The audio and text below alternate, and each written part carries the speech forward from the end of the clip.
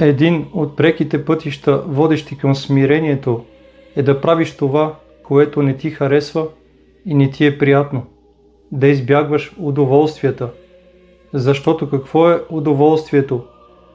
Ако не удовлетворение на твоята собствена воля, а не на Божията, за която се молим в молитвата Отче наш.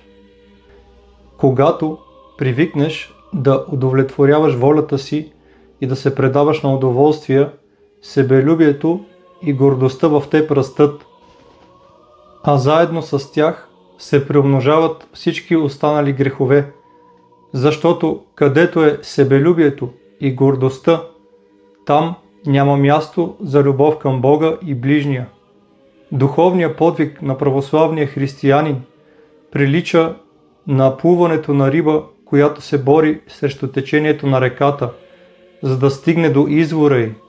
В житейския си път той се мъчи да пребори греховното течение, което става бавно, мъчно и с много усилия, за да стигне до Бога, където е вечния покой и радост.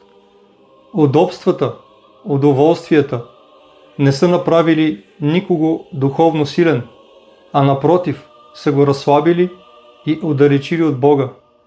Колко от нас обаче са готови да се откажат от това, което им харесва и им се струва приятно, в името на това да придобият чрез въздържанието смирение, а чрез смирението Бога.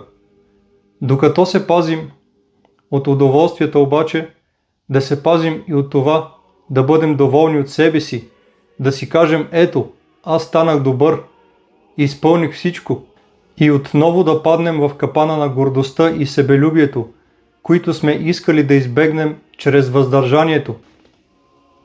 Светците, макар да са изпълнявали всичко, не са били доволни от себе си и се считали за големи грешници. Кой ни нашепва да слушаме и служим само на себе си, като се предаваме на удоволствия?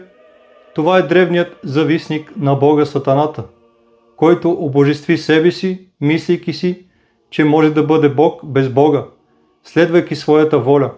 Затова да помним, че пътят, който води към Бога, е тесен, труден и стръмен, докато пътя към лукавия е широк и водещ надолу.